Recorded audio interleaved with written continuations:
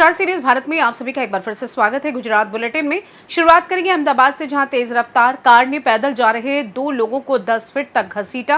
वहीं अगली खबर भी अहमदाबाद से, जहां मानव तस्करी विरोध में कार्यरत हेड कांस्टेबल विजय माली के खिलाफ भ्रष्टाचार का मामला दर्ज किया गया। इन तमाम खबरों पर करेंगे विस्तार से चर्चा। अहमदाबाद में रफ्तार के राक्षस का कहर देखने को मिल रहा है। वहीं साउथ बोपल में भी रफ्तार के राक्षस का कहर फिर देखने को मिला है, जिसमें साउथ बोपल में पैदल जा रहे 2 लोगों को नबीरा ने 10 फीट तक घसीटा, जिसका खौफनाक सीसीटीवी फुटेज सामने आया है। अहमदाबाद के बोपल में घटी घटना देखकर आप भी चौंक जाएंगे। एक कार दुर्घटनाग्रस्त होकर आई और पीछे से 2 लोगों को घसीट ले गई। दुर्घटना के बाद चालक मौके से फरार हो गया। पुलिस द्वारा गिरफ्तार किया गया आरोपी हार्दिक सिंह एक निजी कंपनी में कंप्यूटर ऑपरेटर के रूप में काम करता है। बता दें, ये दोनों युवक महाराष्ट्र से कार्यक्रम में शामिल होने आए थे। इसी बीच जब वे पैदल जा रहे थे तो एक अज्ञात कार चालक ने लापरवाही से तेज गति से वाहन चलाकर उन्हें टक्कर मार दी। वहीं पूरी घटना सीसीटीवी में कैद हो गई। हालांकि दुर्घटना में दोनों युवक घायल हो गए, लेकिन बड़ी दुर्घटना टल गई। पुलिस ने सीसीटीवी फुटेज के आधार पर आरोपी हार्दिक सिंह को कुछ ही घंटों में गिरफ्तार कर लिया। 4/2025 ના રોજ જે ફરિયાદી છે એટલે કે શરદભાઈ અને અમોલભાઈ બંને મિત્રો છે, એ સાંજના સમયે જમ્યા પછી રોડ ઉપર બુકિંગ કરવા માટે નીકળે છે। તે દરમિયાન રેન ફોરેસ્ટ 4 રસ્તા પરથી એકલિંગજી કન્સ્ટ્રક્શન સાઇટ પર પરત આવે છે। તે દરમિયાન પાછળથી એમને કોઈ અજાણી ગાડી ટક્કર મારે છે અને જેને કારણે બંને ફરિયાદીઓ છે એમને નાની મોટી ગંભીર ઇજાઓ થાય છે। તે ફરિયાદ તેની તપાસ કરતા ફરિયાદી જે ફરિયાદ લેવામાં આવી છે તે અન્વયે એક આરોપીની ધરપકડ કરવામાં આવી છે અને જેનો માલિક જે ગાડી હતી એ કિયા સેલ્ટોસ ગાડી છે અને આરોપી છે તેનું નામ છે હાર્દિકસિંહ સંજયસિંહ વાઘેલા અને જેની ઉંમર આશરે 29 વર્ષ જેટલી છે। આરોપી છે હાલ કમ્પ્યુટર ઓપરેટર તરીકે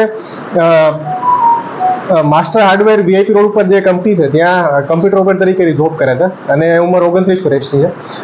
બનાવ દરમિયાન એકચ્યુઅલમાં થયું એવું હતું કે આરોપીનું કહેવું એવું છે કે જે બાજુની સીટ ઉપર તેનો ફોન પડેલો હતો, ફોન લેવા જતા તેનું બ્રેકની જગ્યાએ એક્સેલેટર પર પગ દબાઈ ગયો હતો, જેને કારણે અચાનક ગાડીની સ્પીડ વધી ગઈ હતી અને ઓવર સ્પીડિંગને કારણે ટક્કર ભાગેલી છે।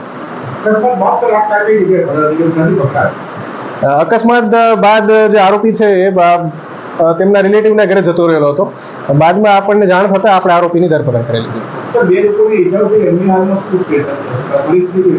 જે ફરિયાદી શરદભાઈ છે તે હાલ પુણા, તેમના વતન જે મહારાષ્ટ્રના નિવાસી હોવાથી તે પુણે ખાતે ગયેલા છે અને ત્યાં સારવાર લેવાના છે અને જે અમોલભાઈ છે તે હાલ સોરા સિવિલ ખાતે દાખલ છે। अहमदाबाद से सी न्यूज संवाददाता यज्ञेश गोस्वामी की रिपोर्ट। अहमदाबाद क्राइम ब्रांच की मानव तस्करी विरोधी इकाई में कार्यरत हेड कांस्टेबल विजय माली के खिलाफ भ्रष्टाचार का मामला दर्ज किया गया है, जिसमें विजय श्रीमाली पर अपने पद का दुरुपयोग करने और आय से अधिक संपत्ति रखने का आरोप है। साइबर अपराध शाखा और भ्रष्टाचार निरोधक ब्यूरो की जांच के बाद विजय श्रीमाली के खिलाफ रणी पुलिस स्टेशन में प्राथमिकी दर्ज की गई है। शिकायत के अनुसार विजय श्रीमाली ने 1.34 करोड़ रुपए की संपत्ति अर्जित की है, जबकि उनकी आधिकारिक आय 1.02 करोड़ रुपए है, जो उसकी कुल आय से 23.55% अधिक है। एसीबी जांच में पता चला है कि विजय श्रीमाली के पास अहमदाबाद के सुभाष ब्रिज में एक फ्लैट, गोधरा में अपनी पत्नी के नाम पर एक प्लॉट, अपने पैतृक स्थान पर 3 बीघा कृषि भूमि, महाराष्ट्र के धुले में एक घर और एक होंडा मेस्ट्रो, होंडा ड्रीम युगा, हुंडई i20 कार और एक्टिवा जैसे वाहन हैं। इसके अलावा विजय श्रीमाली और उनके पत्नी के नाम पर बैंकों और डाकघरों में कुल 26 लाख रुपए की सवदी जमा भी पाई गई है। फिलहाल विजय श्रीमाली के खिलाफ भ्रष्टाचार निवारण अधिनियम के तहत मामला दर्ज कर आगे की कानूनी कार्यवाही शुरू कर दी है। આમાંથી 1.25 લાખ રૂપિયા કોઈ પોલીસ વાળાએ ઉઘરાણી કરેલ છે। એ અનુસંધાને ડીસીપી સાયબર ક્રાઇમને પ્રાથમિક તપાસ સોંપવામાં આવી। એ પ્રાથમિક તપાસના અંતે એવું ફલિત થયું કે વિજય માળી જે એટીયુમાં પહેલા નોકરી કરતા હતા અને પછી કે કંપનીમાં, અમદાવાદની હેડક્વાર્ટરની કે કંપનીમાં જે હતા, તેઓની આમાં સંડોવણી હોવાનું પ્રાથમિક તપાસના અંતે ખુલેલ।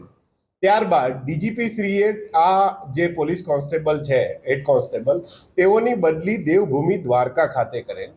અત્રે બી ડિવિઝન એસીપી પાસે આ જે કોન્સ્ટેબલ છે તેની અપ્રમાણસર મિલકત છે કે કેમ તે અંગે એક પ્રાથમિક તપાસ આપવામાં આવી હતી। એ પ્રાથમિક તપાસના અંતે એવું ફલિત થયું કે 26% જેટલી પ્રોપર્ટી તેઓની વધારે છે અને તે અનુસંધાને ભ્રષ્ટાચાર નિવારણ અધિનિયમની કલમ 13 અને 13(1) ના આધારે એક ગુનો દાખલ કરવામાં આવ્યો છે, જેની તપાસ એસીપી એલ ડિવિઝન રાણા સાહેબ કરી રહ્યા છે.